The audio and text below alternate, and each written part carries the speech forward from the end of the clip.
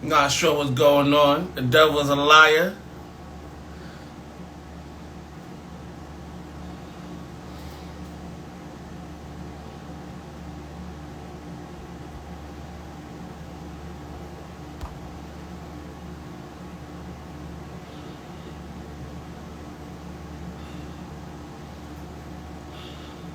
Sorry about that. I'm not sure what happened.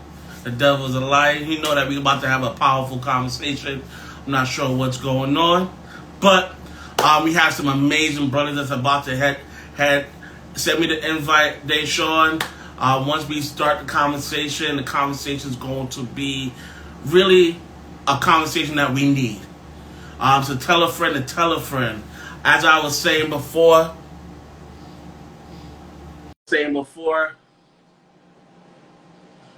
if you know any council members, if you know any gang members, if you know any mom, dad, what up, bro? What up, King? If Okay. you know people that need to join the chat, let's have a conversation. It's not just me; it's more people. What's up, I got King? a new phone, so my camera looking a little better. What up, Dale? What's It was, going on, King? I can't hear you, but I want to hear you, bro. I said, what's going on, my guy? Okay, I hear you. I hear you now, live and direct. I just want to get my bro Matt in here before we start the conversation. How y'all doing? How everybody Dale, doing? meet my main man, Deshaun. They show what's going Yeah, if you go Deshaun, everybody get my name wrong. You got my name wrong, bro. on. But I do go, that's my government. I go by Epic. So we going I say no more, King. All right, Epic. We're just waiting for one more person to come on. So, quick question, though. They call you Epic because you do epic things? Oh, definitely. nothing less than that, bro. Now, I'll tell you Yo, why. Matt, just send me an invite, King. When we do the breakdown of each person, I'll say why my name is Epic. It's an acronym to it. Okay. But yeah, you can't call yourself that. And But you gotta make moves. what up, honey? I see the wife is in here. What's up, Janelle? Blessings. We are having an amazing conversation. My brother Fred, my brother Jeff, they did an amazing conversation in the last 2 weeks. I myself, my name is Anthony. This is Top Shelf Production Podcast. So we are going to be having a really dope conversation around the black boy. And this is the emergency conversation that I thought about. But I just want to wait for my bro Matt because I want to give him that respect. So let me see if I can get him on.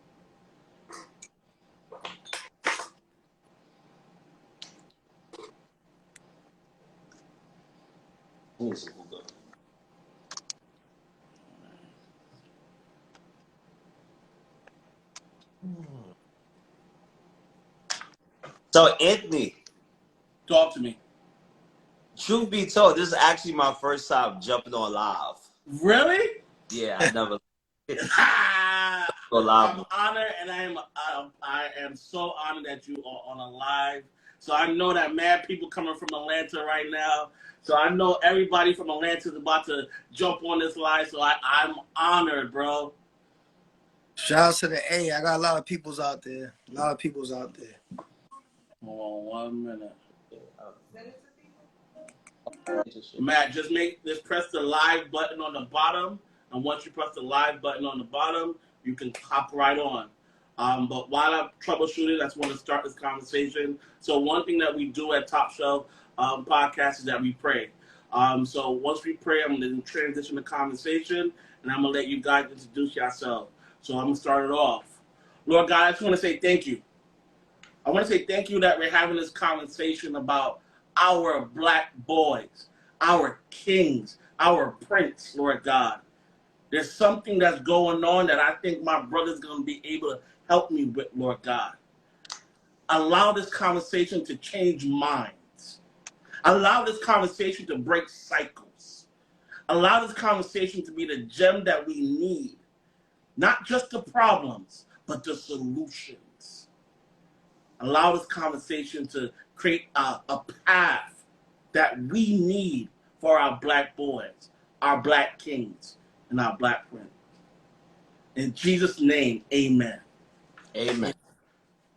All right, bros. So as Epic, I want you to introduce yourself. Then Epic, I'm gonna transition to Dale.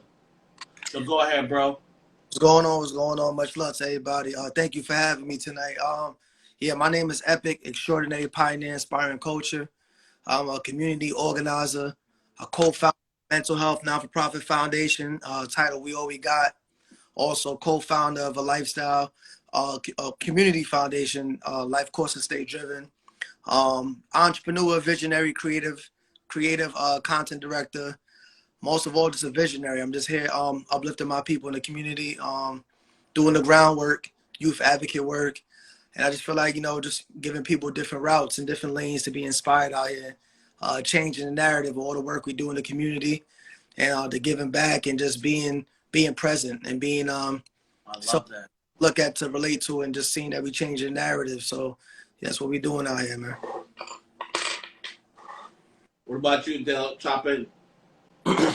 So my name is Del Ferdinand, and I am a former prisoner of my mind and a prisoner of not knowing my true capabilities and my abilities. And as of today, I'm a helper of, my community. I'm a helper of young black men, and also I'm a professional problem solver. Nice. Ooh, I love it. We've got our main man Matt in the building. We had a little technical difficulty, but now you're Yeah, part what's of good? What's good? What's the good? town hall. I'm gonna call this conversation the town hall meeting. So Matt, everybody was doing their introduction, so I want to Oh give you the wow, honor. So talk to the people. wow, man. What's up, everybody? Matt Pyle. I am a musician. I'm a pastor. I'm an educator. And yeah, man, I like to consider myself a very down to earth individual. So I'm looking forward to this conversation. Thanks for having me, No problem, Anthony, and King. that Top Show. So once again, Top Shelf, we're about conversation. I want to build a foundation. The goal of this conversation is to build a foundation, talk about the problem, and then we're gonna get to the solution. I'm gonna ask a couple of questions. We're gonna have a one mic, and then I'm gonna turn it to people in regards of your environment, your experience. So the foundation of this conversation was one day I was pondering like, oh, what I want to talk about. And every time I looked at my feed, there was a killing happening. There's something happening with our black boys. I'm going to give you some statistics. 448 people were killed in Chicago by gun violence. It's in September. There are more black men in prison than during the slave trade. There are 67% of black boys who can't see themselves going to college in the United States of America. When I'm reading that, I'm realizing there's a problem. I'm realizing that at this moment, there's a massacre happening in the mind, but that's not just physically, spiritually, but in the mind. So I'm going to pass it on to Epic in regards of why is that? I truly think, and I just had a suicide prevention event for the Mental Health Foundation, and we spoke about that. I just think it's the conditions that we live in. I think being in the conditions that we're in, lack of resources, the lack of mobility, and the lack of ownership, I think we don't really have the outlet that we have. A lot of OGs ain't paving the way, and some young OGs like us. You're not that much older than me, big bro. You're a couple years, and No, I get it. I think it's important for us to be present. I had uncles that didn't know how to be uncles. You know what I'm saying? Because they never had their father present to know how to, to get that nurturing from a male's perspective to know where to go, have a route. Um, so for me, being the youngest brother, youngest out of three boys, I've never had that guidance because we tried to figure it out as well. Help mom, help this. I got to trap. I got to do this. So like in the conditions, the environmental pressure, and just like the lack of resources, I think it just plays a major part in people just automatically, the survival instinct raised to another level. And we all hear about the crab in the bucket mentality barrel, but I just think truly that we just have to work on more mobility and more access to just giving kids youth outlets. And people of our age, dudes in their 30s that just losing momentum, losing confidence. We supposed to be in our prime right now. We watch LeBron and all these dudes. They playing till 38, 39, still dropping 40. And we out here just celebrating our birthdays with weed and a bottle of liquor and calling it because we have no inspiration, no purpose. So I also think lack of resource, lack of mobility, truly lack of purpose plays a major part right now. And just, the spiral, just shooting and killing. They'll chime in. So I definitely agree with Epic, like 1,000%. So for me personally, I feel like, well, where I grew up, right? I'm originally from Brooklyn, right? A lot of people here like Brooklyn, New York City, they think of like the bright lights in the big city, and everything is all like peaches and ice cream. Well, that's like the furthest thing from the truth. So I grew up in a mixture of two neighborhoods. I grew up in between like East New York, and I grew up between Crown Heights. So Crown Heights, I mean, today it changed, but when I was growing up, I vividly remember, like, even when I was younger, and I stayed in East New York, like everything you could think of, I seen at a young age. Like when I think I experienced death for the first time when I was maybe like 9 years old. One of my friends got killed by his older brother. So, after a while, that stuff starts to become normal to you. So, now these days when I'm having conversations with people from different environments, and maybe open up a little bit, talk a little bit about, like, my personal experience, like growing up. I mean, I grew up around like drugs, former gang member myself, gangs, prostitutes, waking up to gunshots every night. People getting killed, bodies left on the staircase, cracked valves all over the place. One of my friends, got like robbed, tortured, head cut off. Like, it's some gruesome things that happen, but as you keep seeing those things day to day, it starts to become a part of your environment. And see, one thing I realized too, like me, I was fortunate enough to have like my dad grow up, be a part of my life. So, there's certain things I wasn't exposed to, I didn't experience, like, the fatherless home, the mom, like one of my friends, oh, you're gonna be just like your father ain't shit. They start to drill that into their kids' head very young, so now they think that's the right path to go. So I strongly feel that it definitely comes from environment, right? But in the same circumstance too, you got to understand when you are in a poverty-stricken environment, right? You have nothing, right? You literally have nothing. I know about it because I grew up in it. And when you have nothing and you're in poverty, there's still currency exchanges, right? On Wall Street, the currency exchange is maybe information or money. In poverty, there's still a currency exchange, but the currency exchange is called violence. And the more violent you are, the more currency you have, because then you have a sense of notoriety, like fame. Oh, don't mess with him, like that's a tough guy, right? So when you're stuck in poverty, violence becomes your currency, and when it comes to currency, what you want to do, you want to rack up on currency, right? So now you start doing more violent things. You start to get more recognition. But see, the thing is, the bank, well, a lot of younger generation, younger individuals that I speak with today, I try to help them understand that this concept that the bank doesn't recognize credit, right? And when you're racking up at the currency of people who are impoverished, that's doing to sell you a longer path to incarceration.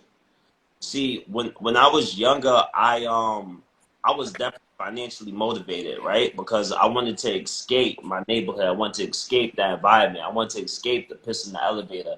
I wanted to escape having to walk past prostitutes. I wanted to escape the neighborhood rapists who used to chase little boys home from school, but you don't got no money, where could you move, right? Everybody knew what he was doing, right? But because we're stuck in that environment, I turned to counterproductive measures to generate an income for myself, right? So I think if we could like provide like those tactics and tools and techniques when like a friend of mine, right? Friend of mine, I know, street dude from back in the day. He said, "Oh, I saw so and so who you had problems with the other day, bro. What you want me to do?" I said, "God bless that man," right? God bless that man. I don't got no problems with anybody because I'm in a different stage in my life.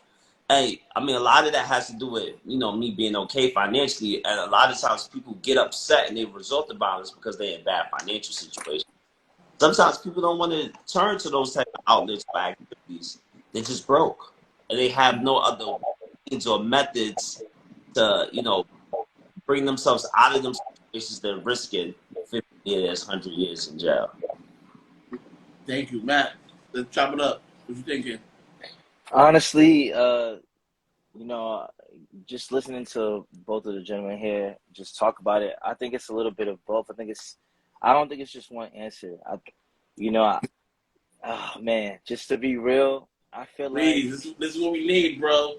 all right, don't shoot me, don't kill the carrier. But I feel, real talk, man, I feel like now in this day and age, being a teacher, I feel like we could be a bit more intentional about the information we give our kids.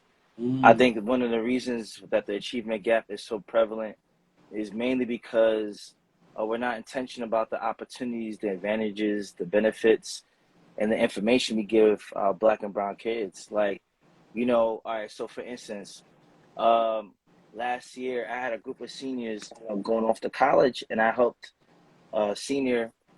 She became valedictorian. I helped her speech, her valedictorian speech. And this is my first year at the school. I'm talking to all the seniors like, yo, are you excited about, you know, sis getting the valedictorian? She, you know, Latina female. I should be proud of, you know, Deanna. She went on to Stony Brook. Shout out to Deanna. And I'm really proud of her. She really worked her butt off. And I'm talking to the, you know, the rest of the class. I'm like, yo, y'all ever heard about an HBCU? You know, I teach in Crown Heights. I teach at the Prospect Heights campus. Yo, these kids, looked at me. Oh, you just know about community colleges and Ivy Leagues. Yeah. I'm sitting here like, wait, what? I'm like, what is your? Wait, hold up. You went on a college tour to LIU, Long Island University. You went on a college tour to Stony Brook. You mean to tell me you didn't go on a college tour to a historically Black college and university? Like, what about Morgan State? What about Morehouse? I'm like, how you watch Diddy and you know, on Bad Boys talking all this stuff, you know, Love Records, all this stuff that he's talking about, you not even know that he came from Howard. So, you know what I'm saying? He even finished, but he went to Howard. So you looking at someone, you know, 2 Chainz was a valedictorian. So I'm talking to them. They looking at me like, nah, we didn't even know that. Historically Black college. What's the benefit of going to a college like that? And I'm sitting here like, wow. Me being an African American educator in school, talking to these kids about college, they don't want to go to college, but really and truly, they don't know what's out there for them. See, the issue with society is that, you know, for a long time, we've only had opportunities that didn't look like us. So we didn't want to be a part of it because we didn't see Black and brown faces in Ivy League schools. So now we have Obama, we have all these people, you know, really putting themselves out there and their history, and all this opportunity that they do have, you know, we're not aware of it until after the fact, until we're actually celebrating them. You know, real talk, I feel we have to get into a system, or we have to get into a rhythm of promoting opportunities, Black and brown opportunities, you know, so that people or kids that look like us know that it's for them. You know, a lot of times they just don't know it's for them. Like, oh, Right. you know, what's the I don't want to go to school. No one's gonna really care for me. I'm gonna have the same hard time that I had in high school. Who's gonna reach out for me? And this is the type of mentality I'm meeting in the classroom on an everyday basis as an educator. And you know, I got kids, you know, getting sturdy in the classroom, you know, throwing dice, and I'm like, yo, you're really good with that dice. You could do more than just count sixes and, you know, ones to six. Like, you can, you know, what about, you know, becoming a stockbroker, since you know, on the side, you over here scamming, trying to get your Balenciagas up. Like, you know what I'm saying? So it's like, I'm over here You trying to seeing it get a every lick? day. Yeah, you trying to bust a lick.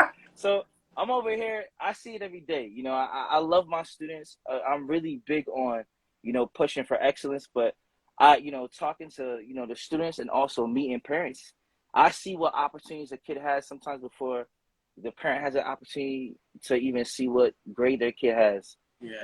Like, so So yeah, go sometimes ahead.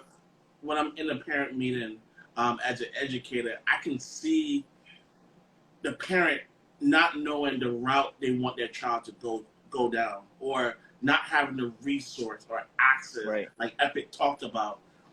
How do we provide these resources? How do we provide these things? Because when I'm looking at, say, for example, if I wanted to send my daughter, one day I'm gonna have a daughter, if I wanted to send her to the top dance school, and that joint costs $5,000, but my rent in New York is $2,000. My gas bill is about $150. All food costs $500. Diapers cost this much. So how do I now, like Epic talked about, gain that access? So when we talk about our kings, it's like, okay, Yeah. we talk about opportunity, we talk about resource.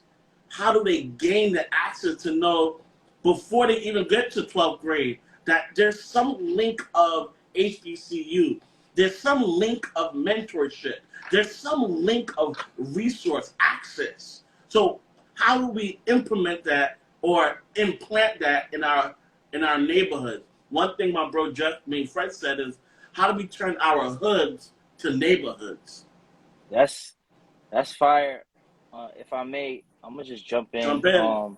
Yo, I honestly believe that. Oh, I think we need more So this one of the things I practice. I believe like you don't know who you're teaching until you don't know what you're teaching until you know who you're teaching, right? So you don't know who you're talking to, or you don't know what you're talking about until you know who you're talking to. So, I feel like when it comes to these opportunities, I believe we need Black businesses. We need we need Black and brown and Hispanic people that's lived in the hood that understand what it's like being Black going through school.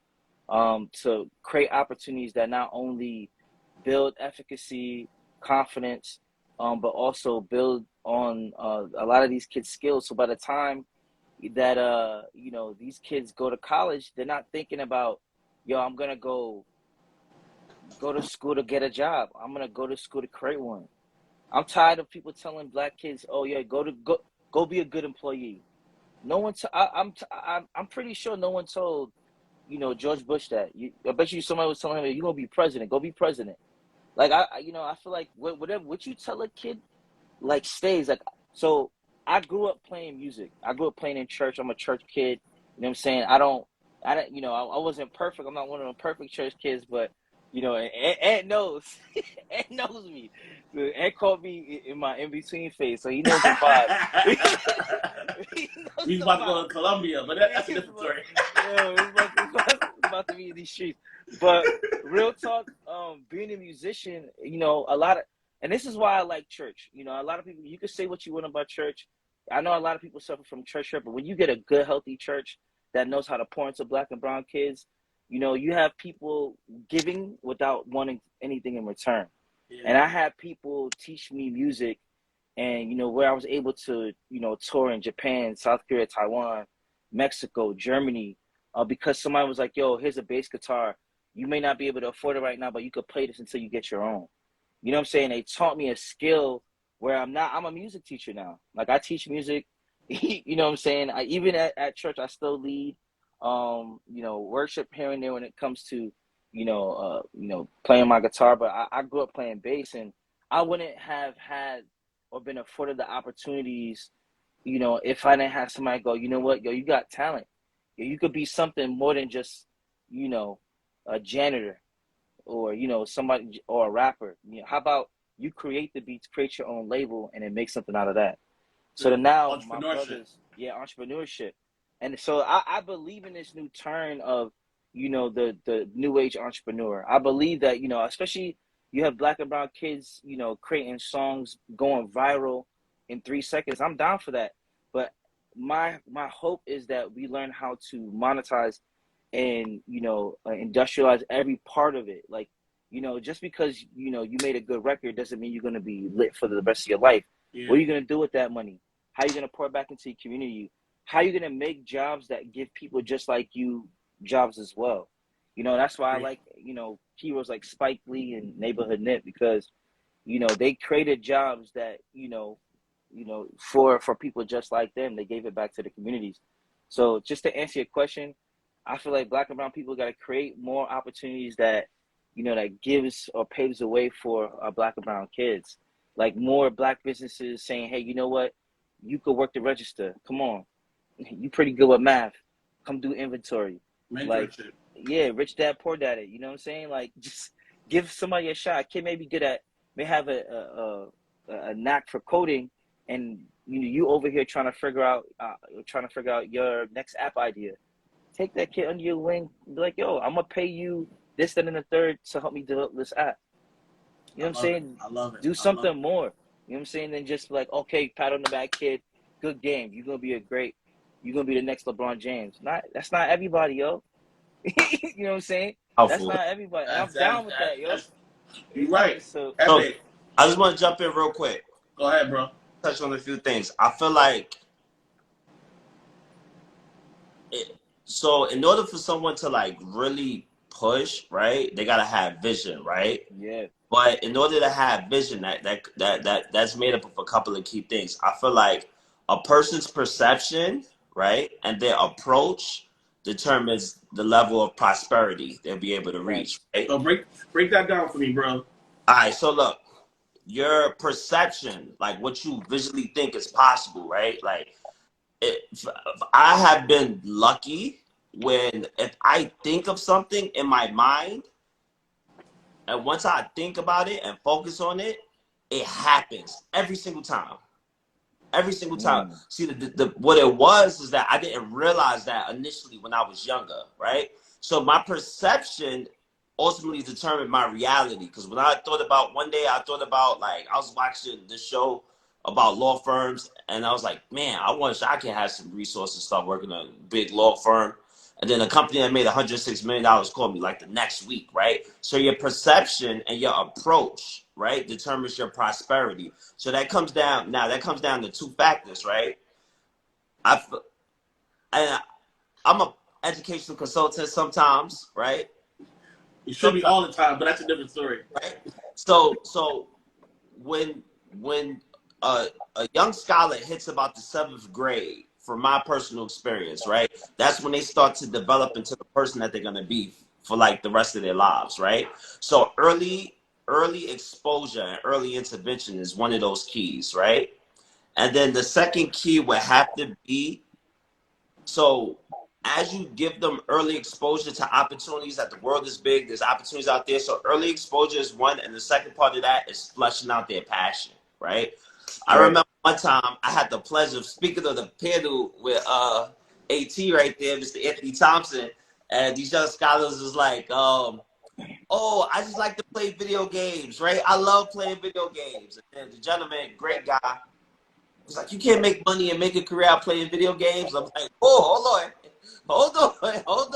Hold on, buddy. Right? You can be a developer. You can test games for It's other companies, facts. feedback. You can run surveys, but he just wasn't exposed to that, right? You Right. So exposure different is half the battle. I got you. way of generating income. So I think that early exposure is key, and then Facts. everyone's different. You got to flesh out their passion.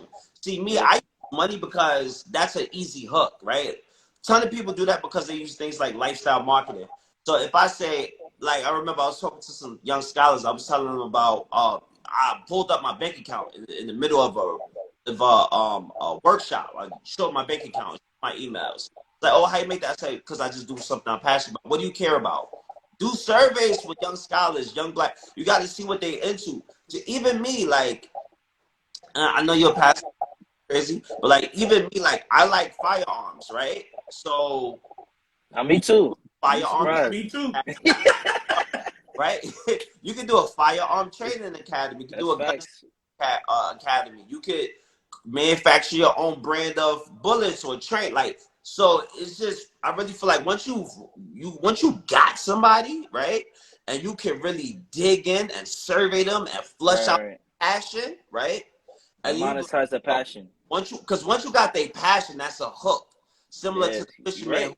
who's fishing, right? Once you flush out their passion, you can now use that passion and leverage that and use that as the drive to expose them to new opportunities. Because as you expose them to new opportunities, their perception is going to change. Once their perception changes, their approach is going to change. And then once they change their perception and approach, then that's how you can bring in the prosperity. Wow. Epic, tune in, bro. What they just said is butter on toast. Both of their points, perception. He spoke about skills. That was very powerful. Um, Doing workshops. We've been doing this in the neighborhood, whether it's mental health workshops, whether it's therapy workshops, whether we're doing pop-up shops. We show our pop-up shops. So, the BYOB is something outside of everything we started. That's just a small segment what we do lately. And people think it's bring your own business, bring your own models, but it's bring your own business.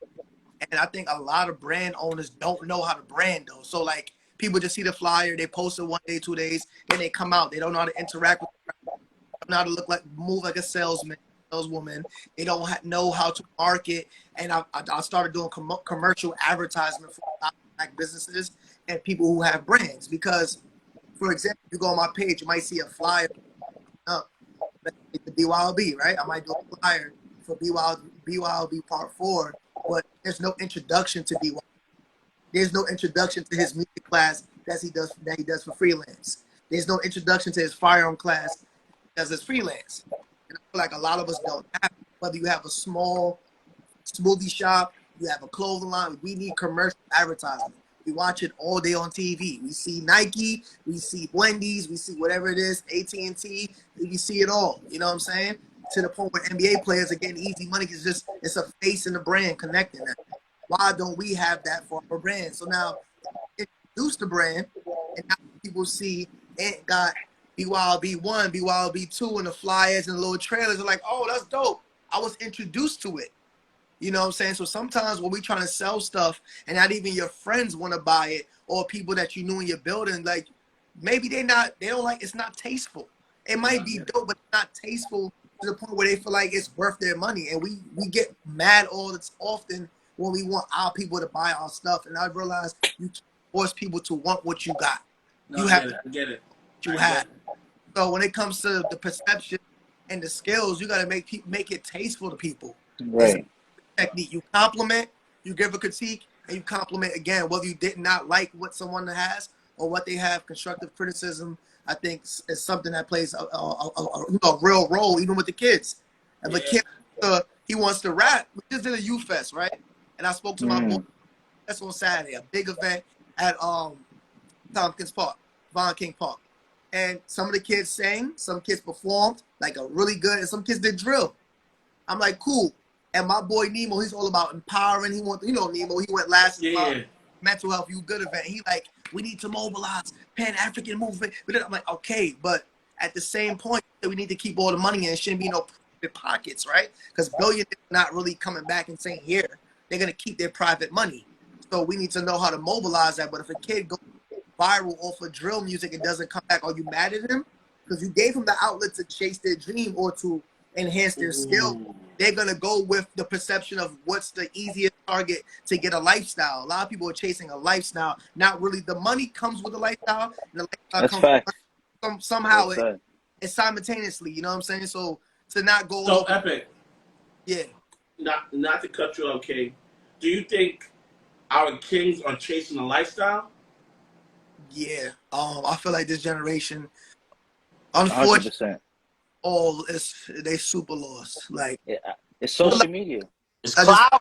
It's a lot of good kids. I do a music class with the kids as well, a mental wellness class with kids, and I just see like it could be two kids that really be trying to learn, and then there's so much noise and static because the other are celebrating something that's hype. They're celebrating, and it takes away from the maybe had that good parenting and skill coaching and all that stuff, but you can't be mad at those kids that are, the propaganda pulled them in. You try to reel them in and give them balance, but he said perception, and he said having a skill from young, it's a middle line. It's a big gap. It's a real big gap. So that's why commercial advertisement, showing kids you could brand, you can do your own sneaker, you can do your own shirt. Biggie said you used to put the logo Lacoste on my jacket, on my jeans, like you gotta do your own thing.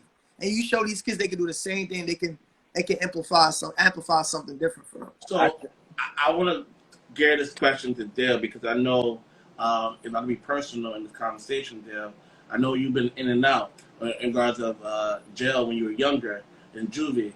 And say for example, you met a Matt, you met a Epic, or you met an Anthony. how do I literally tell you everything and you can still be able to change? What is it? What is it? Because you see in three black men in different ways. So Matt could have been music, Epic could have been mental health. I could have been like, yo, let me show you this dope tech guru. But you still doing the same thing.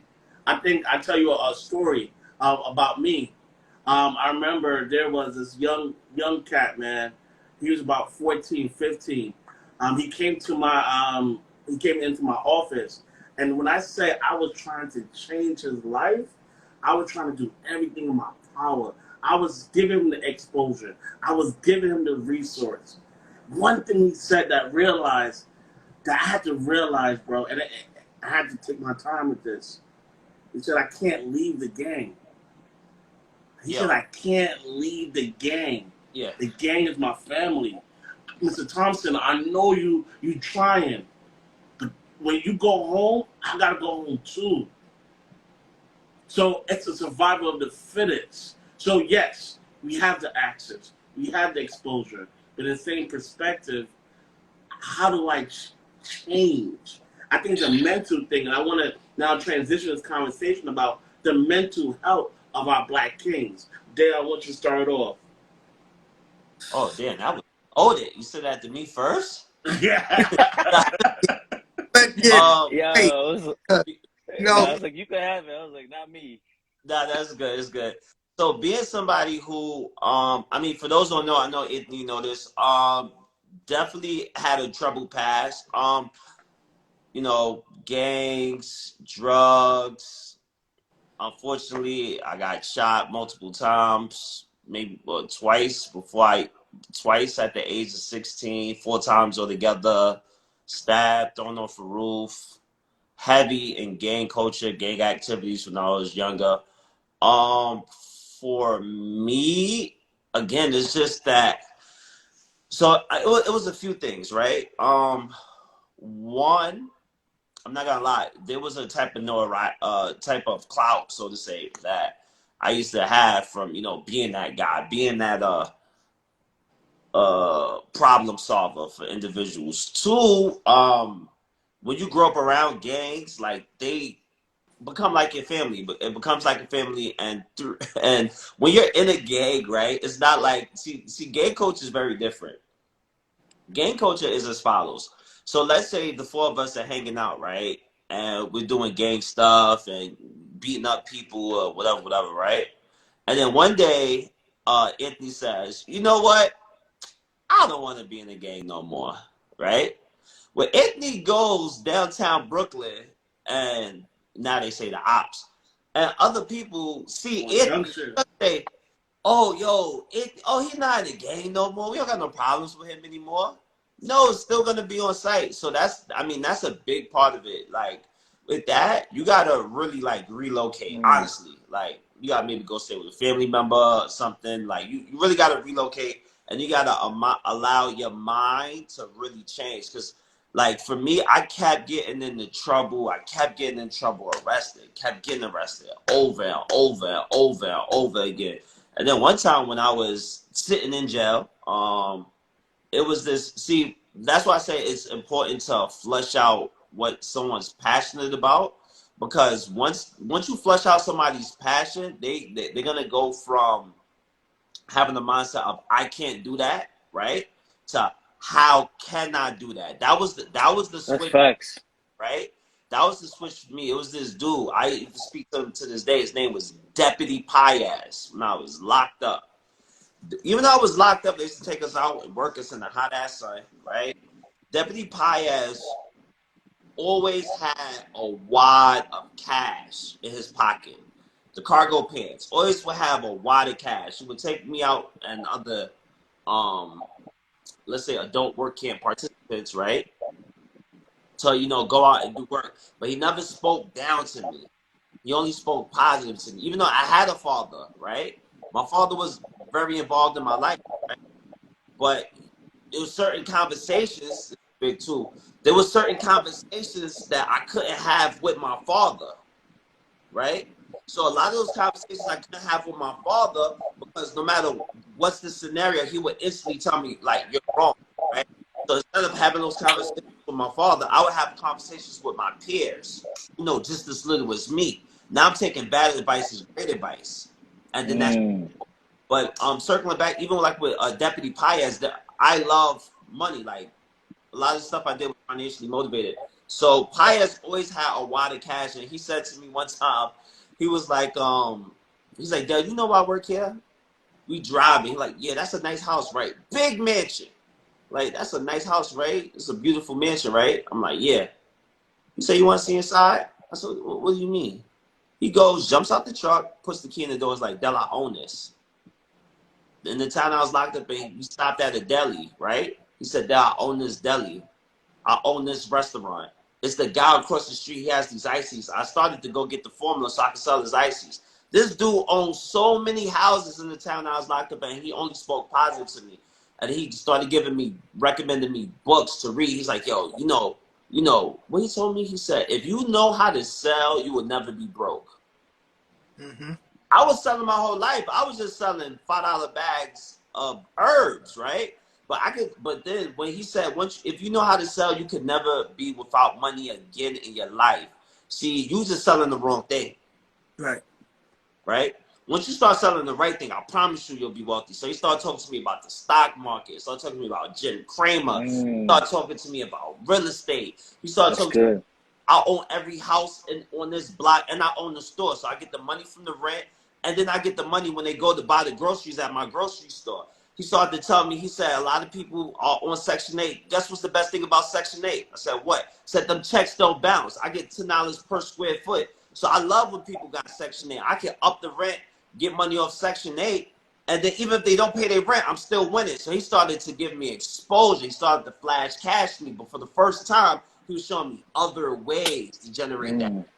Right. So that's when my mind started to change. Once my mind changed, he was like, you know what, that was a good start for me. He said, yo, industry where they don't even look at your background, nothing. Go sell some cars. Sell some cars, give them some money, and then learn how to trade in the stock market. You'll be good forever. Did you go So I back started after that conversation? Huh? Did you go back after that conversation? What, to like get in trouble? Yeah, did you get back? Did you get in trouble? Fuck no, no. We good. We good. We good over here. but look though. So when I got out, I went and I worked at a car dealership. I worked in the car dealership the same way I used to stand on the corner and be like, yo, I got that. People on the corner, I did that in the car dealership.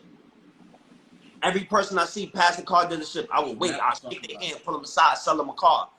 Then I started getting checks for like $12,000, $14,000 a week selling cars. Selling cars is just like every day somebody needs a car. I mean, so I was able to start generating income. Then all the books and stuff I was reading, I was like, oh, now I got to put my foot on the gas, and I started doing other things.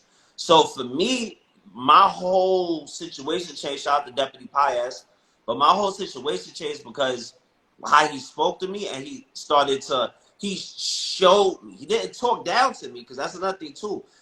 When you're young, I'm 33 years old. I'm still emotionally fragile. I get, like, you could just say one thing and to throw my whole mood off. So when you're dealing with somebody, like when you're 16, 17, 18, like, you don't got no control over your emotions. So you got to be mindful of your approach, how you speak to them, right? You got to speak life, growth. That's Facts. You got to up that sense of confidence. You got to make sure that they understand that they have internal assets. See, what it was is I always had those internal assets, right?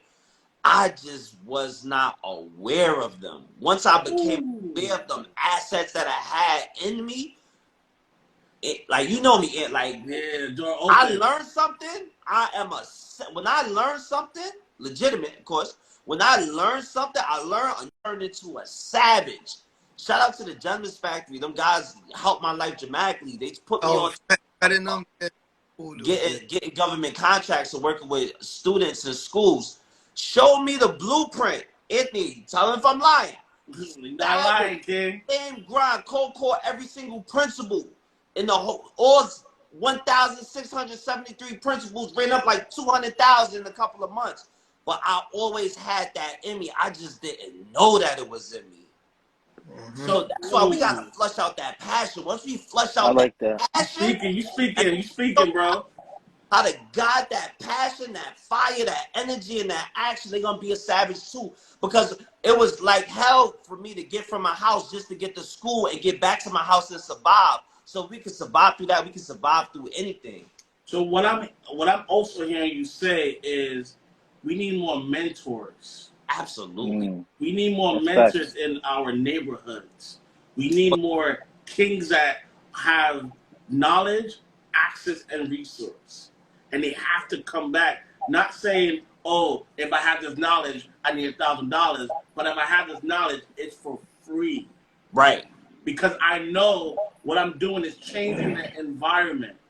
And you're gonna tell your friend, and he's gonna tell his friend, and that's what's happening is now there's an ecosystem that's being built of richness, of wealth, because it's not just money now; it's literally information is It wealth. is information. So Right.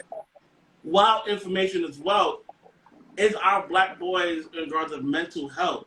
Do they know their mental health? Epic, I Yeah. want you to talk about that because I know you do workshops in the community. Um, like it's the story crazy. Mommy, my middle school, like the Meek Mill, like Flatbush, like he's been brutalized by cops, this, that, in and out of jail, this, that. It's, the story is crazy. I've seen my brother brutalized by blood, this, that. I've been through a lot. Life ridiculous. But I call my life the hurricane. Like, you gotta love it. It's the beautiful beauty and chaos. You know what I'm saying? You gotta love all of this stuff, right? I started my meditation 2017. I remember with my ex shop, one day I was at her crib and I seen what's that show? Kids the 13 Reasons Why. There we go. Oh 13 Reasons yeah, Why. It's talking about suicide, this, that, yeah. pills, and I'm like, and I remember then I seen Charlemagne do a live therapy session on BET one night. It was like 2017 with a therapist, and I remember my life was crazy and at that moment. I broke down at her job the next morning, and I was like, "Yo, what do you think about me doing like something where I could just like get people in the room and we just have like some drinks, some food, like like not hard liquor, like refreshments and stuff, and just talk about what we're going through." And I just feel like we have no outlet. It's always outlets showing like, the grassy, this, that. Is who's talking about us? And that's why I tell people I know I'm a legend already. Nobody could take that away from me and my team. Like, that passion I had, that instinct I felt inside of me, like he said, is like Jay-Z said, if you can't get somebody to activate their genius, it's a lost gem. You know what I'm saying? And Mm. when I started this mental health foundation, like the lives that we've changed, bro, like I had people sitting on the floor of my first event. That's how like small it was, but I'm a people's person now. I could talk in a room of 3,000 or one. I'm gonna have the same fire. Yeah. But to see all the stuff that I had, over 12 friends that died through homicide and about 7 friends that took their life. So I always carry that burden growing up, Flatbush, Brownsville, like wherever it was. And I just feel like, we don't know what we're going through. We don't know what it is. People don't even know what the word cope is. People, when we hear mental health, we're like, yeah, I'm not crazy. What are you talking about? Like, the Yeah. stigma was so heavy and intense, like, especially in the Caribbean background, black overall, you already know. You speak like if African, Guyanese, Jamaican, Trini, whatever it may be, your mom like, I ain't going to, no. What do you mean you going to a therapist? That wasn't real. And I feel like, how Facts. organize something, a safe place where people could feel like I got family here. People, I just walked into the room, I walk out as family. Right. And I I was definitely was there. 22nd on May 29th, Mental Health Awareness Month. That was our 23rd we It was got amazing. good. And simply asking somebody, are you good? And I feel like we don't check in enough. And I feel like a lot of us, we're going to get to that. But the Mental Health Foundation, where I started, I just feel like I want to give people the access to talk about how they feel and be respected for it and be championed for it and not shunned upon, not pushed aside, not spoken down to all the time with tough love all day, every day. It's tough love. You're going to be all right. Oh, wow, that's crazy. Bro, I just told you my brother got shot. Wow, that's crazy. Oh, you know what I'm saying? Like so I feel like we needed somewhere where people could feel comfortable. And when we started this event, bro, the things people have told me, and I'm gonna keep it real. There's a lot of therapists that turned their back on me. I reached out to them over the years to come be, we always have guest speakers. It's big events. He knows our events are big.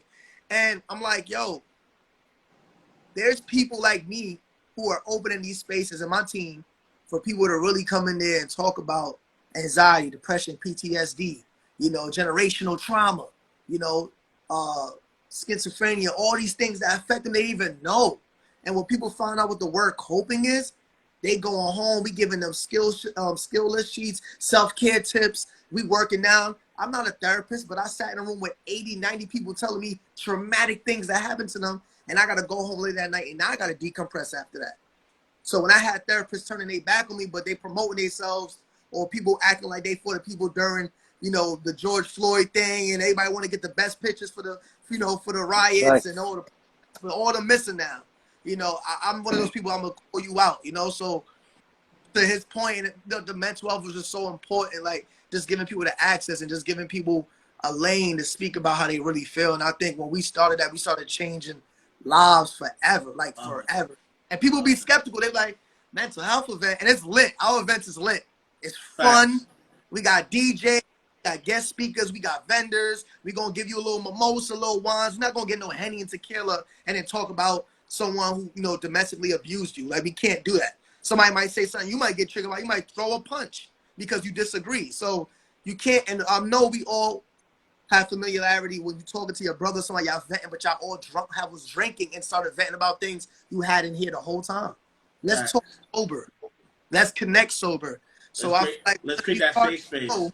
We start to grow, create a safe space. People start to know what these disorders are, how to cope with them, how to build. And people were just like literally DM us crying. I'm doing one-on-one workshops with people on my wall. I'm not a therapist, but I was just trying to help people. And I feel like it changed so much lives in Brooklyn, New York. In New York, we did one in Atlanta. And we just felt like people started to really understand what it is to understand what mental health is and why does it matter. It was big. It was started. I don't like when people abuse it though. A lot of people, celebrities. Yeah, I agree. It became overrated, oversaturated, but we know the real ones who are suffering. We don't want them to suffer in silence. We want to give people a voice and want them to utilize it.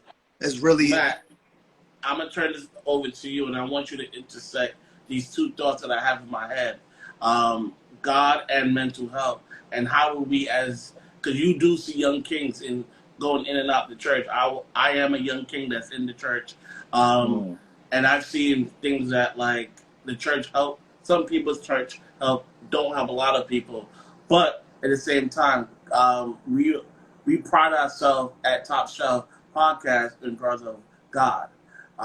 So I want to know how can the church help our young kings? Wow, that's a really great question. First and foremost, I just appreciate everyone being vulnerable, just being open about your lives. That's real. I'm a firm believer in testimony. I'm a preacher, so I'm gonna drop a verse, but we overcome with the blood and the word about testimony. So for y'all to just talk about that, that's big. But to answer your question, first and foremost, actually, secondly, I gotta be honest. I feel like you're asking a question where the church has failed for a long time.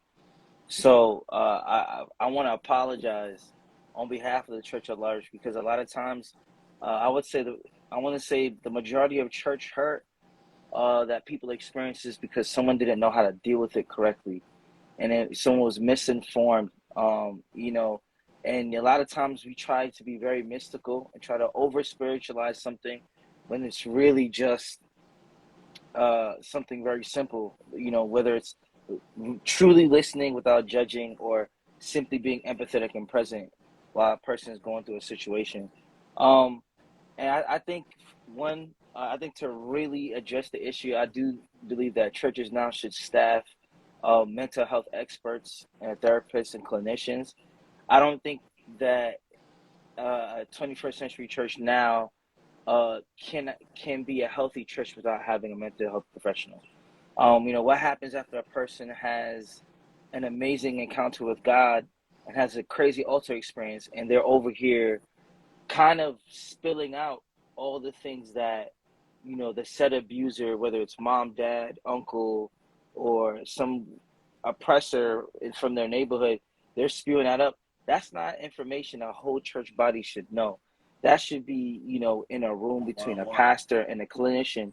And thankfully, my church, the Excellent Church, we have a pastor who is Pastor Dr. Tay. She is a therapist. She's our therapist. So when we as pastors are dealing with the situation where, okay, we've handled it in a spiritual way. Yeah, we've prayed with you. We've brought the word into the situation. Okay, boo-boo, you need to go talk to somebody about this. We're gonna send you to our counselor or our on-site therapist. But at the same time, here are some therapists that if she doesn't work out for you, here's a list of people you could contact that have visited our church, that partner with our church. And that's what I wanted to get to. It's about a resource. I think too many times the church is believed to be the one-stop shop for all things. And I for one, I believe that Jesus wasn't like that. Jesus was able to differentiate moments of teaching and moments of healing. So I feel like when it comes to church people, we got to be able to break that down. Yes, I do believe that God can heal all things, but after that healing happens, doesn't mean that habit is going to change. Sometimes in order for you for a person to be fully healed, you have to attack the habit. You have to teach an individual not how to cope, how to supersede. Like for me, for instance, one of the things I had to do in terms of my life, like I didn't have a crazy gang culture life. Like I said, I grew up in church. I'm a church boy, but I had my moment where I did fall away. And I was trying to be the next Ty Dolla $ign. Kid you not. I was out here singing, creating tracks. You know what I'm saying? I think I was playing for Fresh at the time, and I'm out here just trying to make my dreams come true. And I'm going through my own situation. It was a church mother who spoke to me and said, "Hey, you got more to offer. You don't have to take your life." And because I was on the verge of committing suicide. I was really, really sad, and I told some people in my church, and it was a lady who reached out, but she didn't just quote a whole bunch of scriptures to me. She sat there, she listened to me, and she said, "Yo, you need to go talk with somebody." And then I saw therapy after that, and then at the same time, I started talking to, my pastors. I started talking to my therapist. So it was a community effort. It's not just one thing, and I feel like, I feel like church people gonna hate me for saying this, but sometimes I feel like we're a little bit over too spiritual. Where tradition fails, I feel like God provides outlets through professionals as well. And there's such things as safe therapists.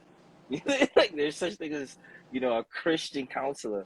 And I feel like people overlook those because they want a spiritual Hakuna Matata experience. Like it's like, all right, I got you. You want to feel God? I'm down with that. But after feeling God, like do you feel okay? Like, are you okay with yourself? Do you love yourself? Do you love yourself? Are you projecting that? You know what I'm saying? Those behaviors onto somebody else. Because especially church people, like to be very self-righteous. Or we do everything right, but the person next to us is doing everything wrong. And it's like, well, hold up. Yo, take this big log out your eye before you start counting all the things that another person did. I think we gotta just be real about being human. I think what I'm getting out of this and I love that. First of all, Kings, I just want to say, first of all, I know Fred and Jeff will say this. Thank you. Thank you just for being honest. Thank you for being transparent. You didn't have to come on this live and spend an hour with me. So I just want to say thank you. I think one thing that I'm getting out of this conversation is in every environment, we need some type of exposure. We need some type of perception. And we also need a role model and someone to say, you know what? This is a safe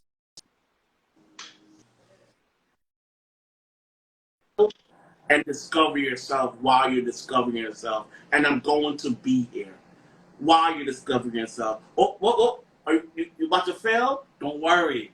I'm still going to be in here because this is your community. I have access. I have resource. I have the mental health. oh, I can't be able to do it. You know what? Simple Redefined can be able to do it. They can link you up with some therapists. Oh, Facts. some business. Hey, I know there's a dope communicator that can help you with your business. You want to play piano? Oh, yo, I know this dope Matt. Yo, Dale, you about to create a business plan? But you see how many people I started with? It's because we have to build this community, and our Right. kids need somewhere to go to, a tunnel, Right. somewhere to go to, knowing that I can be able to know, hey, I'm a gangbanger, but you still gonna look at me as Anthony Thompson. That's And I think facts. once people start to look at people as human beings, we change the whole game. And we look at people as humanity. The goal of this conversation was, how do we protect our young kings? And you guys did a phenomenal job. I just want to let you know.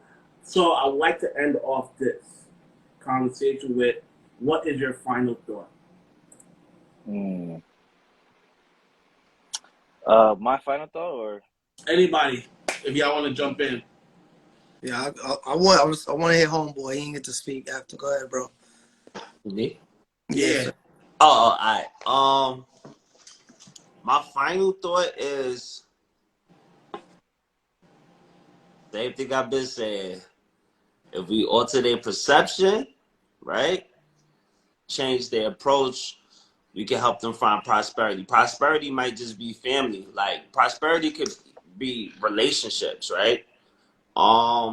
It could be a young guy who just maybe, moves the way that he moves because he never felt that type of love before, never had that sense of community, that sense of family. So sometimes, like even today, I had one of my clients who had some choice words for me, and his wife had some choice words for me because it was just like a bit of miscommunication. I could have easily got upset and said, "Hey, whatever, I'm not gonna like deliver on the goods, or render the services." But my perception and my approach was very different. Like my perception is like, I understand that he's upset, so let me just approach the situation differently. So in all capacities of your life, like, so it could be with relationships, it could be dealing with females, or it could be dealing with spouse, because things are different these days, right? It could be dealing with your family, maybe have family members. Like a big thing for me when I was coming up was just not having somebody to speak to, right? A lot of bad choices that I made came from me not having somebody I could just get stuff off my chest with, that wouldn't judge me or speak down to me, especially those that were older than me, of course, being Caribbean. So just having that outlet where you can, just speak to somebody who maybe been through your situation before. So having that community where you may have the resources, like you may have someone who may be like a big brother to you. You may have someone who um, could be like a second mother. Like I have a father, and I love my father to death, but I had a mentor who I called my dad. Like, you know what I mean? Like he was my uncle. Rest in peace to my uncle. Passed away. Both of them, my uncle and my business mentor, they both passed away during COVID. But those were like my second and third father away from my actual father.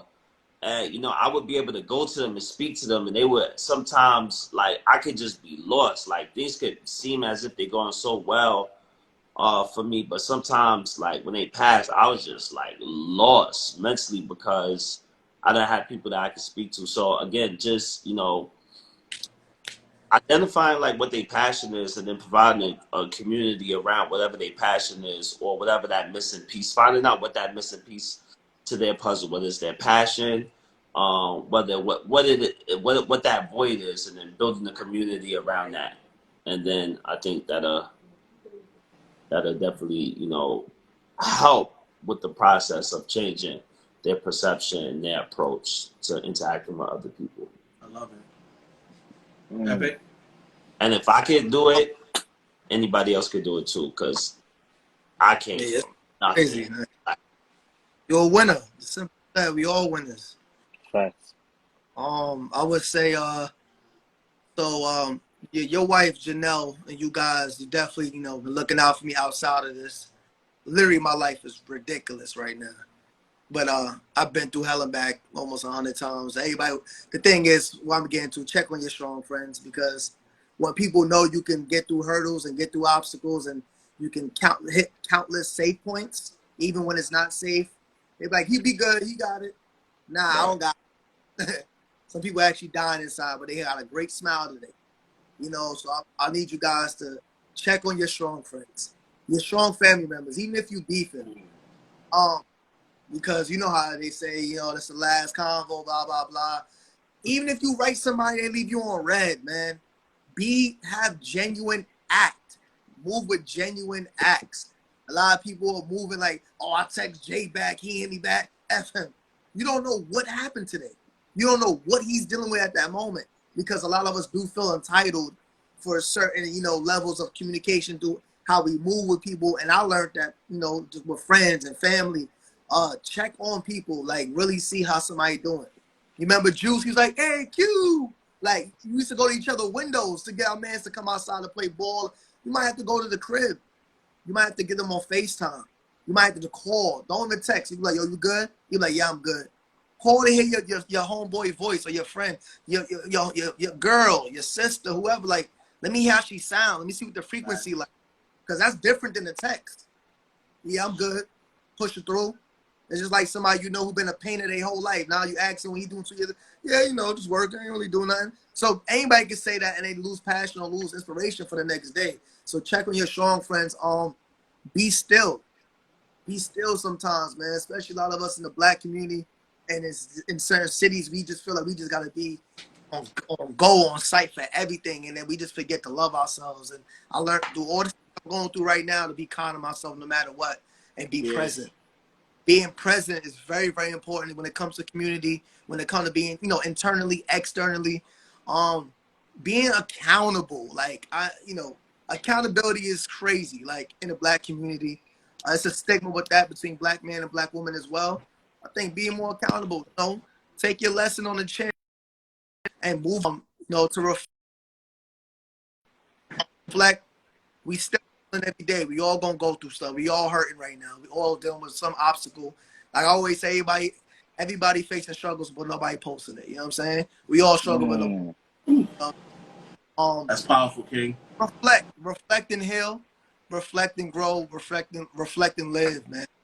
And we all we got. Just keep loving yourself through these times we in right now, and just keep persevering and just each one teach one, lift somebody up, man. Just lift somebody up. As simple as that. Yo, Matt, finish it up. Oh man, my final thought, I would say be intentional about building infrastructure. A lot of times, you know, we're living off of the people that came before us. And you know, when we talk about the greats and the goats of the OGs from our neighborhoods that paved the way, or we're living off the back, you know, Brody's talking about the mentors that recently passed during COVID. That's what I like to hear. Like, in order to show respect, pay it forward. Create something that's substantial, not just for you, but also for your family and those that come behind you and that look just like you. I believe a lot of times, um, a lot of our kids are not getting getting the memo in terms of the opportunities that's out there because we're not showing it to them. Somebody else is. Show out people what opportunities should look like for them. You know how to make the most of it. You know the Chinese do it, the Jews do it. It sounds raw to say it like that, but it's the truth. It's the truth, and I believe if we could come together as a community, and if we could really be intentional about making our kids our priority, they'll in turn make us our priority when we're older, and then it'll be a cycle. You know what I'm saying? You know, them taking care of us because we took care of them. So you know, create something substantial, pay attention to the infrastructure, and make it worthwhile. Once again, Kings, thank you. But tomorrow it is Top Shelf Tuesday. We have a really great episode that's coming out. Are we united as Christians or divided?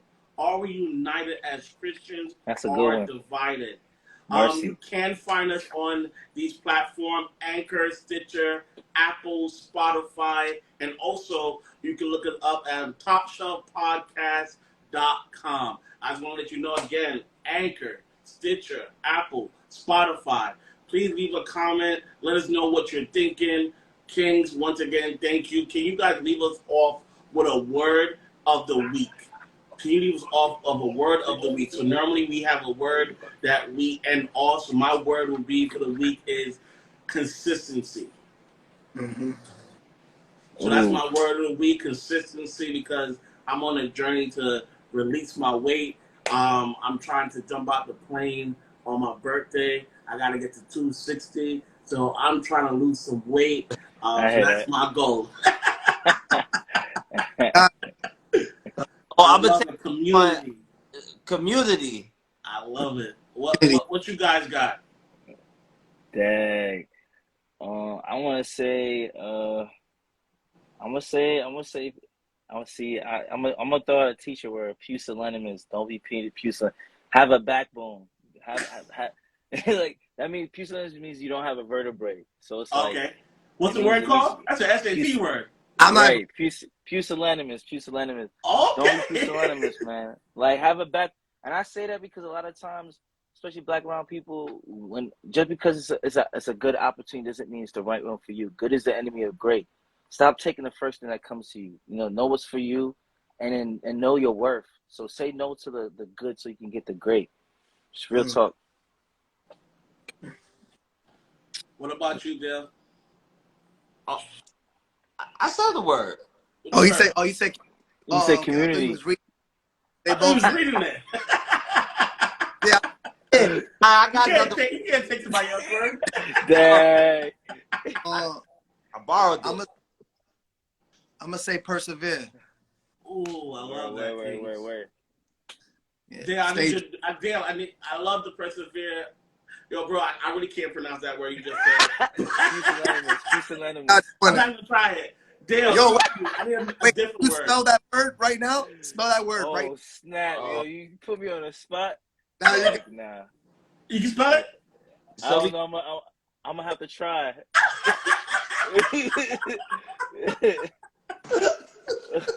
can. Nah, it's I think it's Pusillanimous. I think something like that. Okay. You know, one thing And that I forgot real quick is allow our young kings to laugh. You see how we just laugh and chuckle? Like, Allow them to laugh. It is beautiful. Yo, once again, self-care is the best care. To my bro, Fred, Jeff, we are Top Shelf Podcast. We want to say salute you guys again. Thank you guys again. We are honored. It is my pleasure. Thank you again. Peace. Sirski. peace. All right, y'all. Bless.